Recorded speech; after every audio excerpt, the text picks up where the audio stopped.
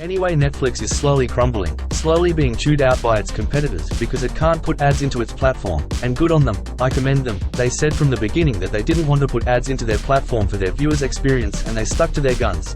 They didn't want to F up their platform, but there's a problem when they're trying to stay ahead of the competition who are putting ads into their platforms.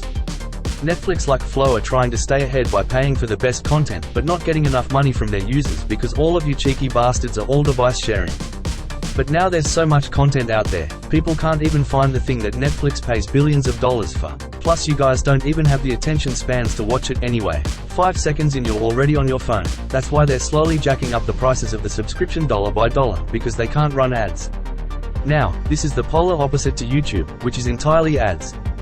For all you Gen Z kids out there, this might not make sense to you, but I'll tell you about a peaceful time, in black and white, when there were no ads.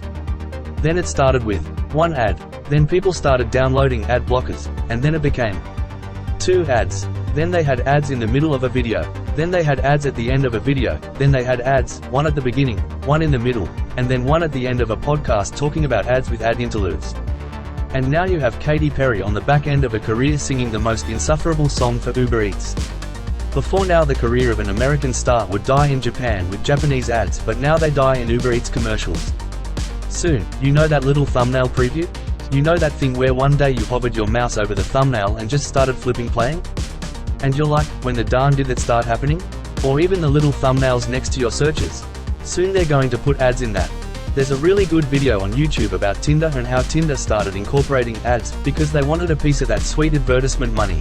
But they came across a problem. If people were matching, you'd be potentially losing a customer. You'd be potentially losing 2 customers rather. And advertisers, investors, they're not going to like that, so what do? Start introducing things like Tinder Gold, limited swipes, boost, all these different ways to get money. Keep all the poor users from matching with the other poor users. Squeeze them for all their self-esteem is worth. So they redesign the algorithm to not show users to other users. Because if the app did what it was advertised to do, then no one would be using it. So just when the user gets over it because he's not getting any matches, right when they're about to delete it, boom, they give him a match. They give him that dopamine hit, right after all that self-esteem deflation. It's a really good video and I highly recommend you watch it. I'll leave a link in the description below. I believe it's called The Evil Economics of Tinder or something like that.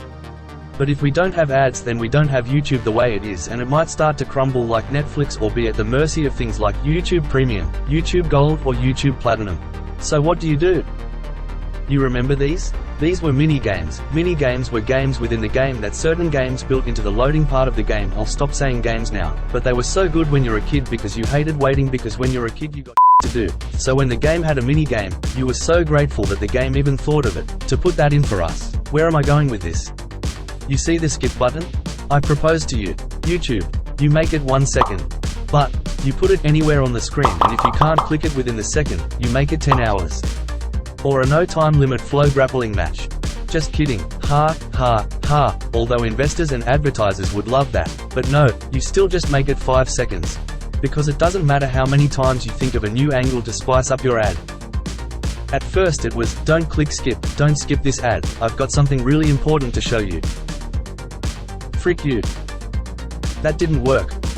And then it was reverse psychology. Oh sure, skip this ad. Heck off.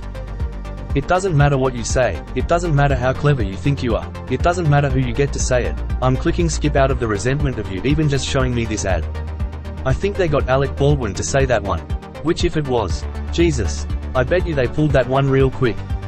No, I'm not saying make a mini-game ad where Alec Baldwin tries to shoot the skip button. That would be a horrible idea. Why would you even say that?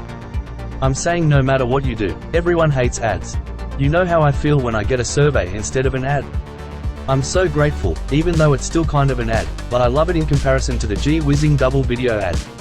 I mean, I still skip it, but the emotions are relative and it pales in comparison to the hatred I have for the other ads. So if you're making an ad, build a relationship with your audience, make them feel grateful by giving them an emotion.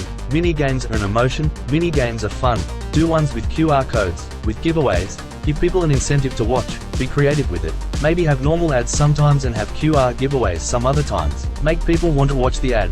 Now they're watching intently with their phones. Scan QR code, enter your email address for a chance to win a free instructional that everyone pirates anyway. Boom, email list. Even if the QR code giveaway is like $1 million and it's only on the screen for half a second, make him squirm, like those claw games from the arcade. You know you're not going to win, but it's just staring at you. A glass case of hope.